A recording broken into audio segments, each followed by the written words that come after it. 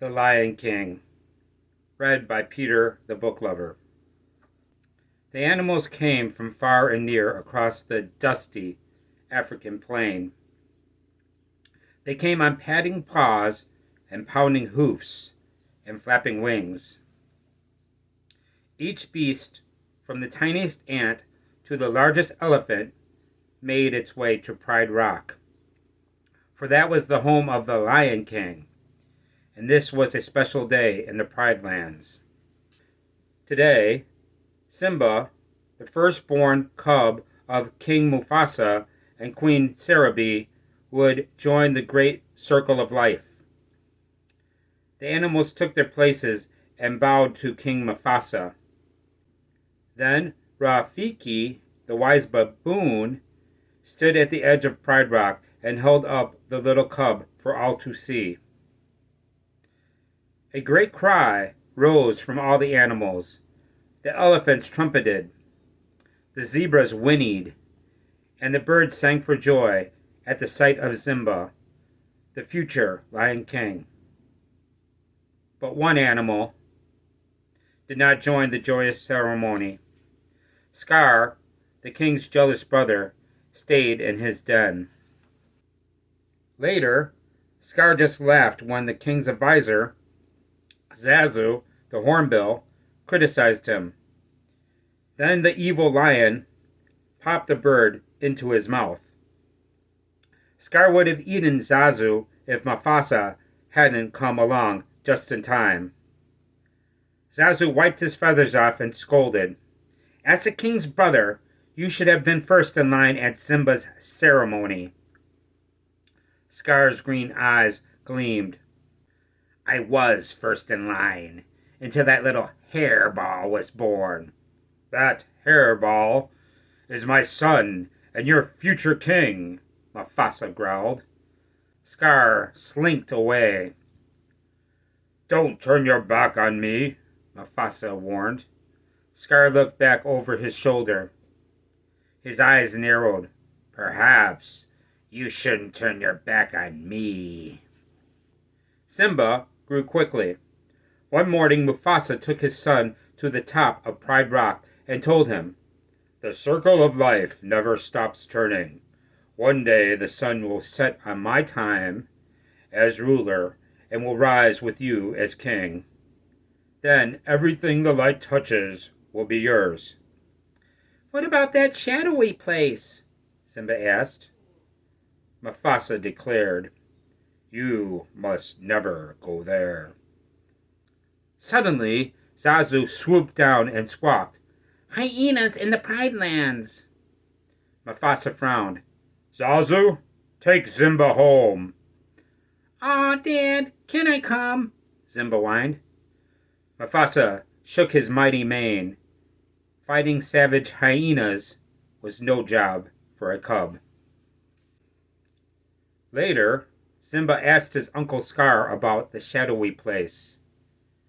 An evil plan formed in Scar's mind. "Only the bravest lions go to the elephant graveyard," Scar told him. He knew the foolish cub would go there just to prove his bravery. Scar was right. Simba couldn't wait to go to the elephant graveyard with his best friend Nala. But how can they go with Zazu watching every move they made? "We gotta ditch the dodo," Simba whispered. Nala giggled and agreed. Soon the two friends found a way to escape their feathered babysitter. Before long, the young lions had reached the dark, mysterious place beyond the borders of the Pride Lands. Giant bones poked out of the ground. "It's kind of scary," Nala whispered. "Let's check it out," Simba said. "I laugh in the face of danger. Ha ha ha!" "He he he!" cackled the three hyenas. Shanzi, Banzi, and Ed. "Look, boys, a king fit for a meal," Shanzi snickered. The cubs ran, but soon found themselves cornered. Simba stepped bravely in front of Nala and tried to roar.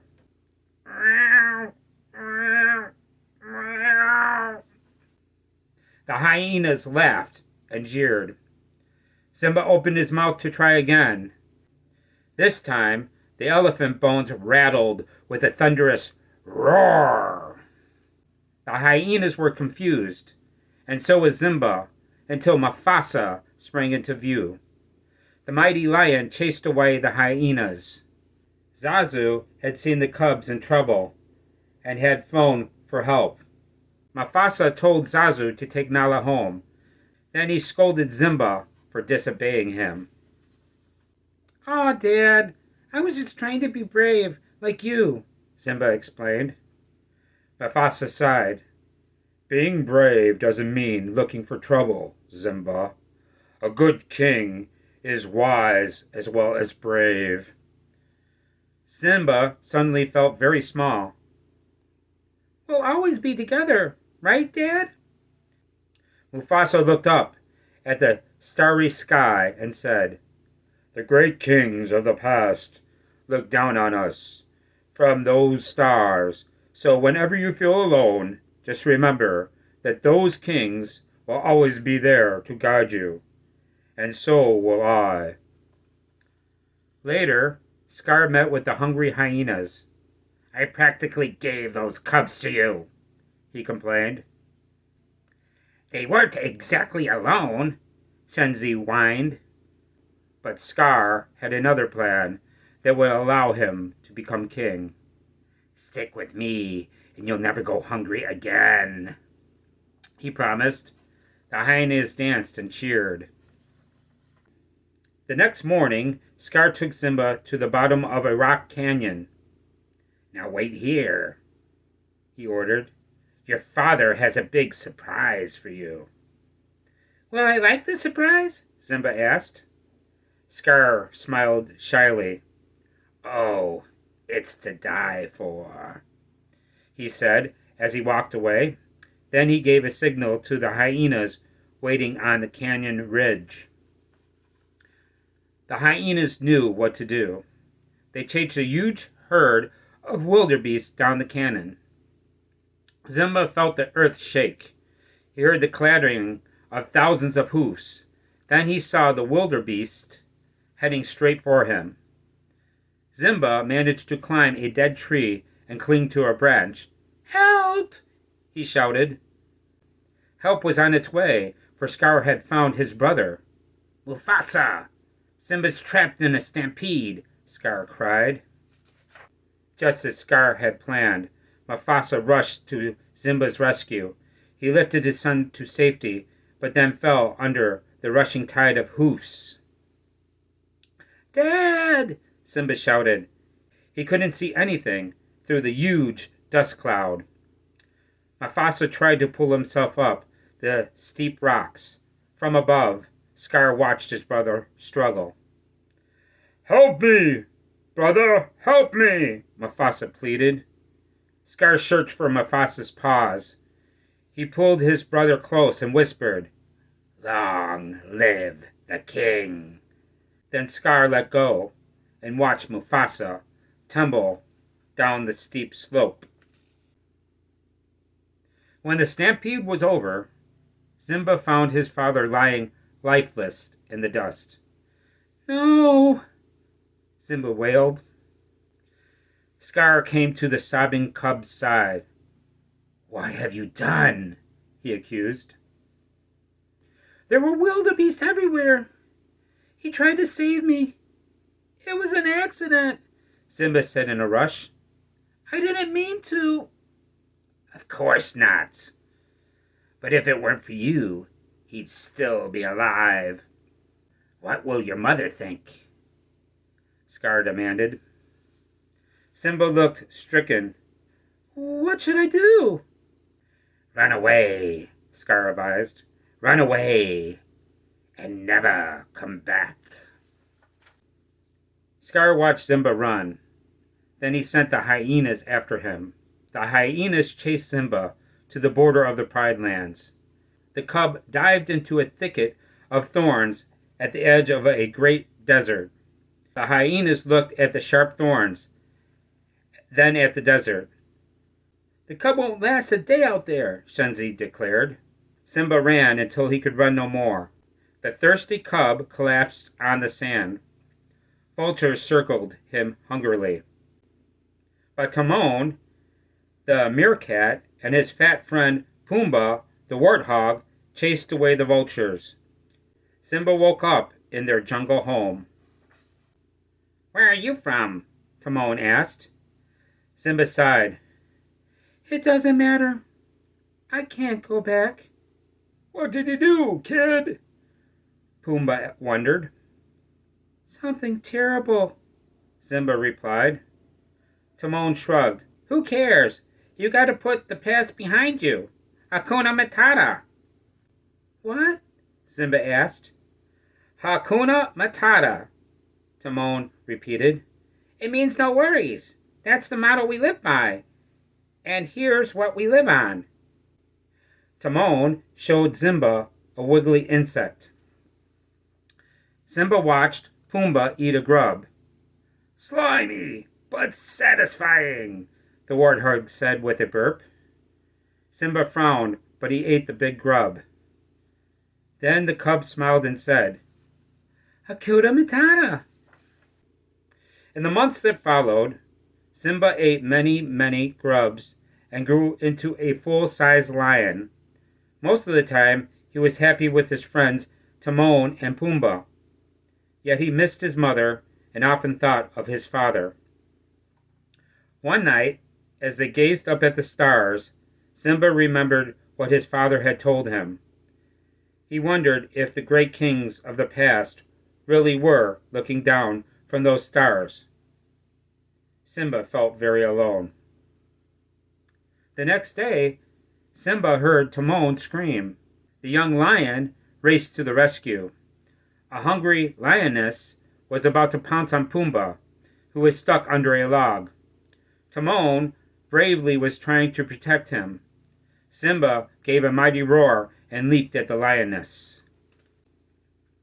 But just as they began to fight, Simba recognized his old friend Nala. He gasped in disbelief.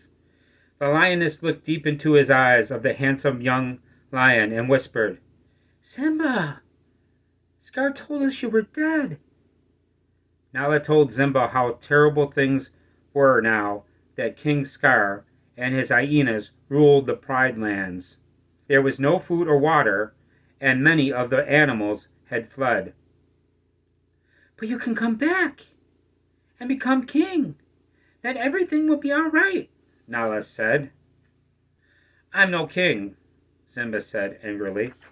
But that night, Rafiki, the baboon, came to Simba and promised to bring him to his father.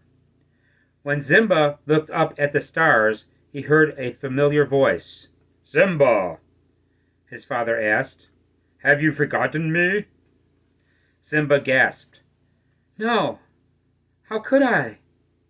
"You have forgotten who you are, so you have forgotten me," the ghostly voice continued. "Look inside yourself, Simba. You are more than what you have become. You must take your place in the circle of life." Simba knew his father was right. His friends returned with him to the Pride Lands. Back at Pride Rock, King Scar was angry with Sarabi for not finding food. Suddenly, Scar heard a great roar. He couldn't believe his eyes. "Mufasa, it can't be. You're dead." But Sarabi recognized her son. "Simba," she said softly. "I've come to take my place as king," Simba roared. But Scar would not back down so easily. Simba leaped at Scar, but the villain slipped away.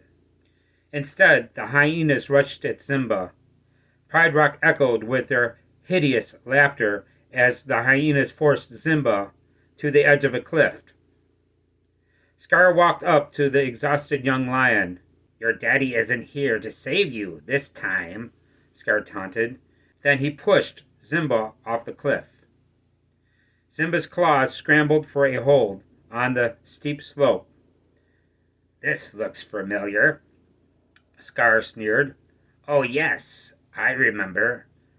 It's just the way your father looked before I killed him." At last, Simba knew the truth. With a mighty roar, he leaped at Scar. Meanwhile, Timon, Pumbaa, and the lionesses had chased the hyenas off Pride Rock. When Simba sent Scar flying over a cliff, the villain landed in a mob of hungry hyenas. "Heh, heh, heh," they cackled cruelly. Finally they had a meal fit for a king, or a king fit for a meal. Simba thanked his friends.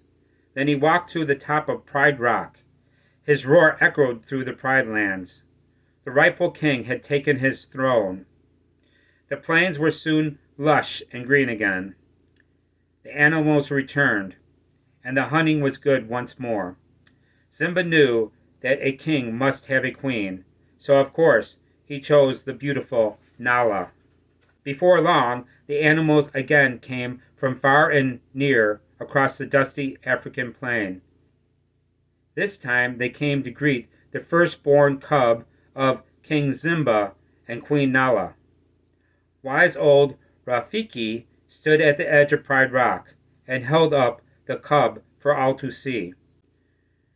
The elephants trumpeted and the zebras whinnied for joy as the future Lion King joined the great circle of life.